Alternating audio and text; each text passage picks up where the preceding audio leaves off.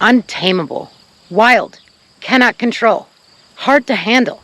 These are not qualities that I like to see in my animals, and in turn, I'm betting that you don't like to see them in yours either. It's actually really easy to curb these habits and create calm, respectful, and docile animals. Let's get into it. Never stop, I'll get it if I want it. Gotta make to myself a promise. I won't quit, keep going till I got it. I won't give up till I'm on top, yeah. You know I'm always honest. There ain't no way I'm ever stopping. I won't quit, keep going till I got it. I won't give up. When you're talking about trying to train your animals or tame your animals, I would never recommend using a treat. Using a food substance can instill things like food aggression or being pushy, and you don't want that. You want to be one with them. You don't want them to expect something. You just want them to be satisfied with being a part of your life. Body language is very important in the animal world, and that's one of the key points that you need to work on, figuring out what's what and who's who. Stand by and watch your animals from afar. Watch them interact with one another and interact with other species if you have them in a multi-species type of setup. Body language will tell you a lot about what they're saying, what they're trying to deal with, and who they are as far as their pecking order. You always have an alpha and you always have a beta. So you have to keep in mind who's boss and who's not. Are you the boss? These tips that I'm going to offer have a lot of range. I like to stick with these options for things like prey animals, donkeys, sheep, cows. I mean, let's be truthful. When you have a prey animal, you have to go about things differently than when you have a predator. So, when you're dealing with a prey animal, I want you to roll your shoulders down, and I want you to have a downward glance. Don't look directly at them in the eye. That's a very predator thing to do. When you have your downward glance, you can use your peripheral vision to kind of assess the situation and what might be going on, if you're going to get yourself in a sticky situation or not. Try not to do that. You just need to learn how to listen to their body language and just honestly just start to read your animals. They're all individuals, so they all have their own tells. But in the grand scheme of things, a lot of them are very similar. Donkeys have different tells from pigs, and pigs have different tells from sheep, and cows have different tells from pretty much everybody else. Now, when you're talking about, say, donkeys, for instance, they are sort of predator and sort of prey. They will protect an area, which gives them that predator/prey kind of mentality. So they want to come up and see you. Curiosity for a lot of animals is kind of your key to get them figured out, get them in your pocket, so to speak. So forego the treats and worry more about how you get along with them. It's not about how fast you can make this process happen. It's how well you do in it. For instance, Hannah. She was 9 months old when I got her and not halter broke. She is now halter broke and very docile and very tame. Yes, she's a Holstein, and Holsteins can be a little bit more predisposed to being mellow. But with anything else, the more time you give it, the more they come around. You got to find their points that they like. Hannah really likes underneath her neck scratched and underneath her chin, right by her front leg and right by her udder. And this is pretty indicative of most cows, actually. They really don't particularly like you to go right for their head. They want to be scratched here or here or even here.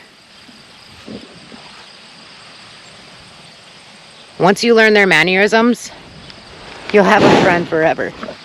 Miss Cora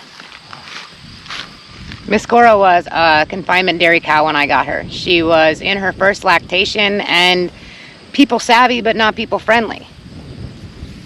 Now you can pretty much do whatever you want with her. That being said, Cora's a little bit more of a one-person cow, which they tend to be.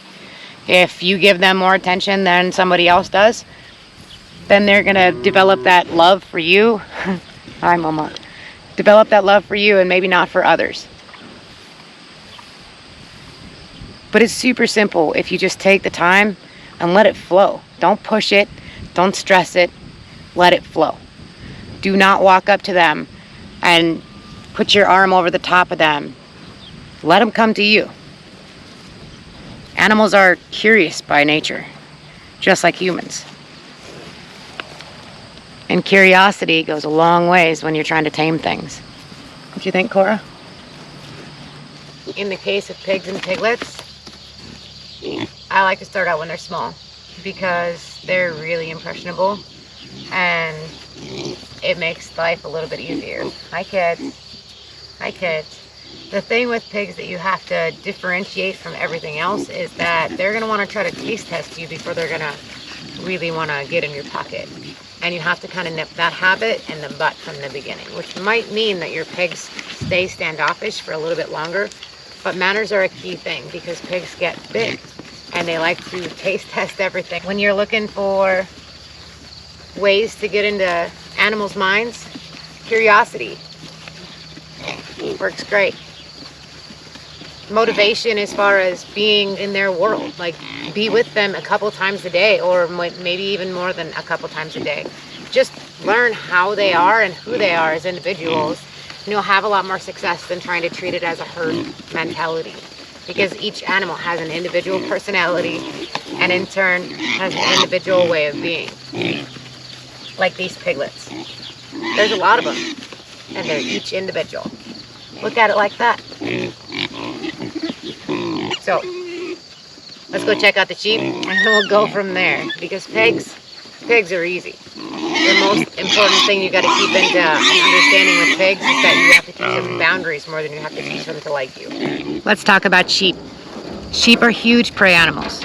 They have a really skittish personality, and because of that, they tend to be a bit more on the, people might say, stupid side, where they run, and that's what they do. When you get inside their pocket and get inside their mind, they're not that way. They're very personable and very loving.